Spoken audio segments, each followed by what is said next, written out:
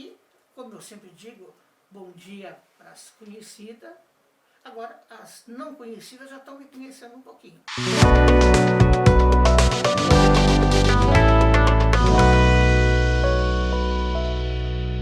Vamos imaginar, espero que nunca aconteça, que de repente eu começasse a ter problema de Alzheimer.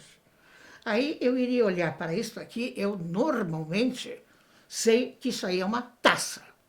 O nome dela é taça. E eu sei que isso aí serve para botar água e serve para tomar água. Bom, se por eventualidade eu começar com Alzheimer, eu vou olhar aquilo ali, é mesmo o nome desse troço aí, não sai o dito nome da coisa. Aí, de repente, eu fiz aquele gesto, eu agarrei a taça. Tá? Se por eventualidade eu estiver também no Alzheimer, esse movimento ele vai ficar alterado. Vai ficar, ou eu não consigo achar, ou eu nem acho, nem acho. E por último, de repente, eu fico aqui assim, parada, isso aí não significa nada para mim. E aí nós temos a doença de Alzheimer, que é a doença dos 3 A. O primeiro A é apraxia. Apraxia eu não consigo mais fazer direitinho o que eu fazia. A outra situação, aquilo ali, o nome dela é taça. Só que eu não sei mais o que é. E eu vou ter afasia. E por último, vai chegar um momento mais, digamos assim, triste, um momento que eu já vivi muitas vezes com muitas pessoas, onde eu gostaria de contar um exemplo. Há uns anos atrás, nas pessoas que eu acompanho, veio um casal, e esse casal tinha feito 40 anos de bom casamento, de boa vida, e a mulher, a senhora, ela tinha nome de Flor. Por isso que eu nunca esqueci do casal. E o senhor trouxe para que eu a visse, e ele colocou, ela sentou, estava muito bem arrumada, e ele me comentou que naquele momento ele é que arrumava o cabelo dela, maquiava, aquela coisa toda, porque ela sempre era muito vaidosa, mas que agora ela não sabia mais fazer aquilo. E ele começou a me contar que ela tinha problemas, esses problemas que eu comentei com vocês, afasia, gnosia, aquela coisa toda, e de repente um dos momentos mais emocionantes que eu vivi na minha vida, ele chegou para mim e disse assim: doutora, a senhora quer ver uma coisa? Eu vou lhe contar algo que nunca, talvez a senhora tenha dito. Eu amo essa mulher, eu adoro essa mulher. Ela foi tudo para mim na vida. E agora eu vou olhar para ela e vou perguntar assim, fulana, o nome de Flor que ela tinha, quem eu sou? Aí ele se virou, ele estava sentado num local do meu consultório, ela ao lado. Ele olhou para ela e disse, como eu te falava antes, fulana, olha aqui, ó, como é o meu nome. E ela, com aqueles olhos que veem e não enxergam, ela olhou para ele e disse, não sei.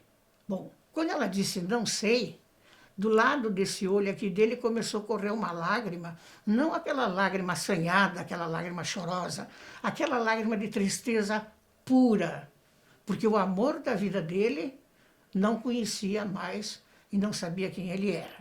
Então isso aqui, digamos assim, de uma maneira mais, talvez sentimental, talvez, mas é assim que eu sou, é a maneira como, digamos assim, eu poderia colocar o Alzheimer para vocês. Bom, agora vamos falar um pouquinho sobre a parte técnica.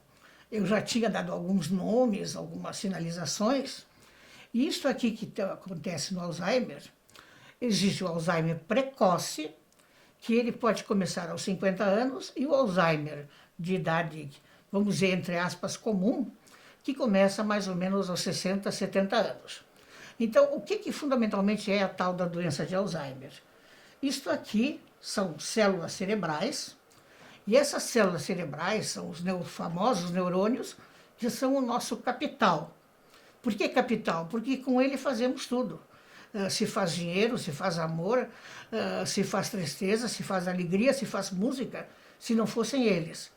E esses neurônios, quando começam a doença de Alzheimer, nas células aparece uma coisa que tem nomes complexos, mas eu vou colocar um nome comum.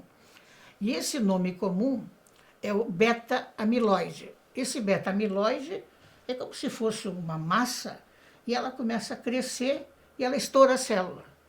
Quando ela estoura a célula, ou seja, o neurônio, nós acabamos de ter capital e vamos ter um lixo cerebral. E esse lixo cerebral, ele começa a se depositar. Lembra quando eu falei para vocês das árvores? Isso aqui são as folhas das árvores que vão indo embora. Então, quando essas folhas das árvores vão indo embora, existe, digamos, uma estrutura que é o cérebro pós-mortem.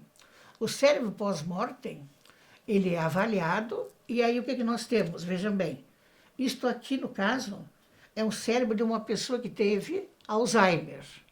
O cérebro dela é um cérebro murcho, com grandes dilatações.